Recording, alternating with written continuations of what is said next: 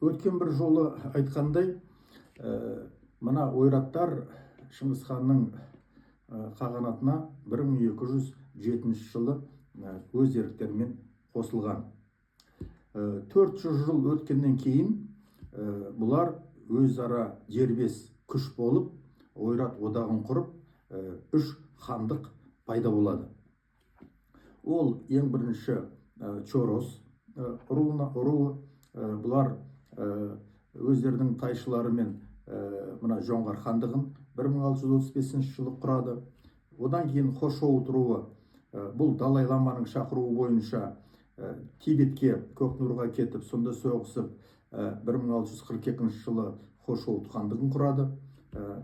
Үшінші, мынау Торғауыт руы өздерінің тайшы Хо-Урлук бастап 50.000 кибетік батысқа кетіп, ақыры ноғайлардың хандығын басып алып, сол жерде мемлекет құрады. Ал дербенттер олар бөлініп, жаңа 3 хандыққа тарап кетеді. Бүгінгі менің айтатыным бұл қалмақ жаңағы торғауыттардың құрған мемлекеттері туралы. Оны біз қалмақ хандығы деп білеміз. Енді мына ноғайлардың осы торғауыттардан жеңіліп қалғаны, бұл кезде ана Едігейдің ұрпақтары мына хандық құрған, Ноғай хандығын құрған, бұлар бір-бірімен билікке талысып, ақыры бір-бірін қырып жойып, біразы Москваға қашып, православие қабылдап, урусовтар, мына юсуптар туралы өткен бір жолдарда мен әдейі айтқанмын. Енді мұнда қалғаны ең соңғы хан Қанай, бұл өте әлсіз. Мына торғауыттар келген кезде Қанай орыс мемлекетінен көмек сұрайды. Бірақ та бұл мемлекет көмектеспей, сатқын деп Қанайды Астраханға жаңағы абақтыма, түрмеме, ямама соған қамап, ақыры Қанай сонда өледі. Сөйтіп, мына Ноғай хандығы жойылады, оның орнына мына торғауыттар пайда болады. Енді Хо-Урлуктың өзі 1644 жылы Кавказ жорығында қаза болады. Одан кейін тайшы болып, үлкен ұлы Дайчин тайшы болады. Ол өзінің інілерімен қарсы келген, қарсыласып, Ресейге қосылуға қарсы болған, ақыры соларды жеңіп, бұл Ресейдің мына несін қамқорлығын мойындайды. Сөйтіп, бұл бірінші Ресейдің қамқорлығын мойындаған тайшы болады. Одан кейін оның баласы Моншақ, бұл да серт береді Ресейге. Одан кейін, Моншақтан кейін Аюка. Аюка бұл 82 жасқа дейін, соның ішінде 52 жыл билікте болады. Бұл да Ресеймен келісім жасап, мына оңтүстік шекараларын қазақтардан, ноғайлардан, татарлардан, түріктерден, тағы басқа башқұрттардан қорғаймын деп келісім жасап, көптеген соғыстарына қатысады Ресейдің. Ол Аюка 1724 жылы өлгеннен кейін, одан кейін тағы да 4 хан болады. Енді бұл хандық 1771 жылы жойылады. Ең соңғы хан Убаши, осы Аюканың, Хо-Урлуктың ұрпағы. Енді қандай себептен? Ең бірінші себеп 8-ші буынның синдромы. Осы біздің гипотезамыз бойынша дұрыс болса, ана Хо-Урлуктың атасынан санағанда 7-ші буын бір-бірімен билікке таласулары керек. талас шегіне жету керек. Ал қоуырлықтың өзінен санағанда жетінші убаши болу керек, ең соңғы хан. Міне мен таблица схема сыздым, осыны қарайық. Міне қалай қарап көріп тұрсыздар. Ең бірінші мына қоуырлықтың атасынан санағанда жетінші мынау Чагдор Джаб. Бұл Аюканың үлкен ұлы 1722 жылы 19 ақпанда белгісіз бір жағдайларда қаза болады. Кім өлтіргені белгісіз. Билікке таласқанда біреулер өлтірген болу керек. Екінші мына Серен Дондук. Бұл екінші хан Аюкадан кейін. Бұл 1724 жылы жаңағы тайшы болады, әкесі өлгеннен кейін. Бірақ 6 жылдан кейін орыс үкіметі мына Бұғды хан Цин империясының Бұғды ханы мына Серен Дондукқа хан титулын берейін деп жатыр деп, соның алдын алуға тырысып 6 жылдан кейін жаңа хан титулын береді мынау Ресей патшалығы. Бірақ та мынау Серен Дондук өзінің тәуелсіз саясатын жүргізеді. Мына Персиямен, мына Османдармен байланыс жасап, сөйтіп мына Москва билігіне қарсы саясат жүргізеді. Сондықтан бұл ұсталып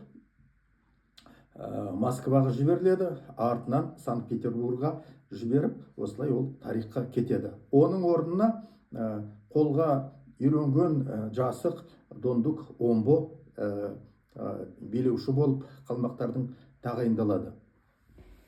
Ал енді келесі жетінші мынау Гунджаб, ол туралы ақпарат өте аз. Бұл да мына билікке талас үшін ерте өлген болу керек.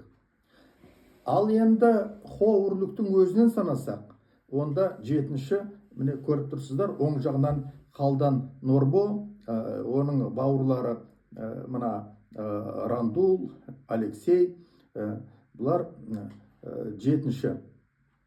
Енді Қалдан Норбо Дондук Омбоның бірінші әйелінен, ол Хошут қызы болатын. Бірақ екінші әйелінен мына Дондук Омбоның 4 ұлы болады. Соның үлкені Рандул. Мына Дондук Омбо өзінің мұрагері қылып, сол Рандулды белгілеген.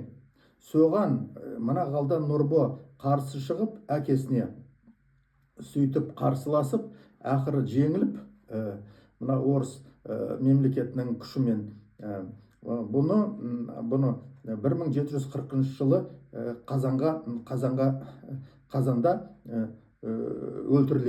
қазанда өлтіріледі. Оның 3 ұлы православие қабылдаған болу керек. Келесі мына Рандул, бұның жаңағы шешесі Кабардинка, жаңағы княздің қызы болу керек. Бұл кімне билік үшін таласады. Сонда Рандул 10 жас, қалған 3 бауыры одан да кішкентай. Осы 4 баланың шешесі Жан таққа таласады, бірақ жеңіліп, бұл Санкт-Петербургқа кетеді. Артынан бұл православие қабылдап, Вера Дондукова болады. Ал оның балалары Рандул Петр болады, Додби Алексей, Ассарай Юан и Жаубасар ол Филипп болады. Енді тағы да бір жетінші, мына қоуырлықтың санағанда, ол Убашы, ең соңғы хан.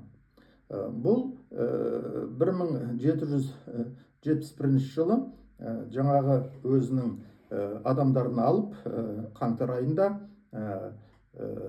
Жоңғарияға көшеді. 7 айдан кейін жол жүріп, 7 айдан кейін жаңағы жолда мынау қазақтардың жерлерін басып өткенде Абылай ханның мынау сарбаздарымен қақтығыстар болып, ақыры жартылай халқын жоғалтып, бұлар Жоңғарияға жеріне жетеді, Жоңғария жеріне жетеді. Сөйтіп мына 7 айдан кейін жаңағы Жоңғарияға Цин империясына барғаннан кейін Убашыға хан титулын солай қалдырады. Бірақ ол Пекинде 1774 жылы 29 жасында өледі. Сөйтіп мына Қалмақ хандығының тарихқа кетеді. Енді мында сұрақ туындайды. Неге мына Убашы халқын алып қайтадан Жоңғарияға көшті? Мында бірнеше себептерден. Біріншіден, мына 100 жылдан астам Ресей үкіметі мына жаңағы осы қалмақтарды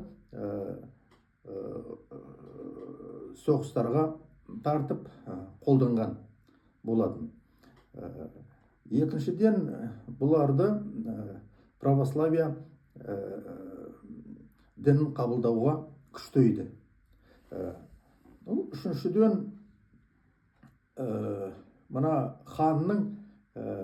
ханның билігін кесіп тастаған болатын. Міне Убашының әкесі Дундукдаши мына басқа мемлекеттермен қарым-қатынас жасауға, келісім жасауға, ондай биліктен, құқықтан айырылған болатын. Одан кейін мына Убашы 5-ші хан болған кезде хандыққа мына Цевек Доржи, то есть Халдан Норбоның баласы Цевек Доржи таласады. Бірақ та орыс үкіметі Убашиды қолдап, Цевек Доржи жеңіледі, ақыры мойындап, ол кеңесші болады.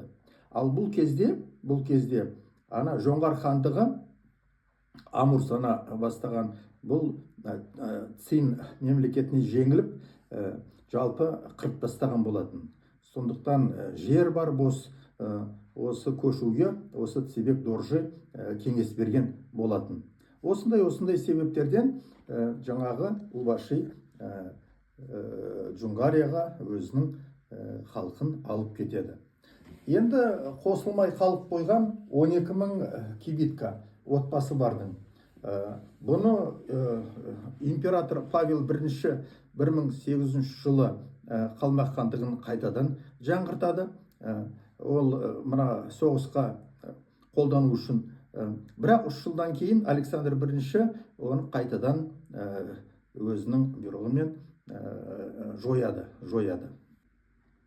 Жалпылай айтқанда, мына Жоңғар хандығы, Шорос руы, бұлар 1635 жылдан 1757 жылға дейін Жоңғар хандығы, барлығы 122 жыл болып жойылған. Ал Тибеттегі Хошоуд хандығы 1642 жылдан 1717 жылға дейін, яғни 75 жыл болған. Бұны Цевен Рабдан, жоңғарлардың жаңағы тайшысы, басып алып, жойып жіберген. Одан кейін 1720 жылы ойраттар жалпы мына Цин қолынан жеңіліп, Тибеттен айырылып қалады. Ал Қалмақ хандығын алсақ, жаңағы біз айтқандай 1633 жылдан 1771 жылға дейін болған, 138 жыл. Енді сұрақ туындайды, неге ойраттың 3 хандығы да аз уақыт болды тарихи алаңда? Оның бір мәселесі, себебі мына ойраттарда мемлекет құру дәстүрі болмаған.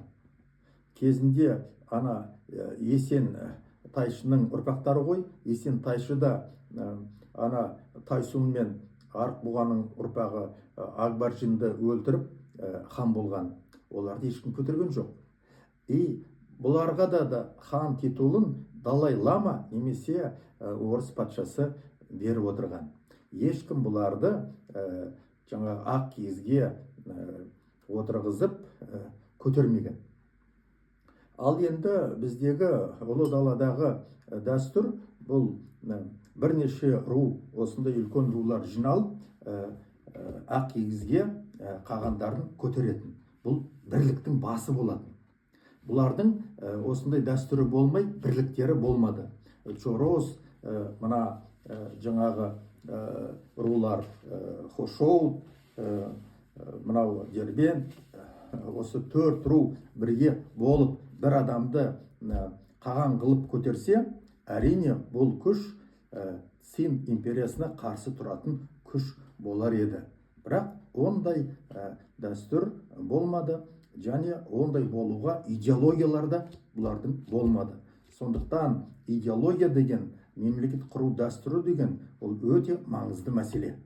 Осы мәселені біз қазақтар, біздің ата бабаларымыз білген.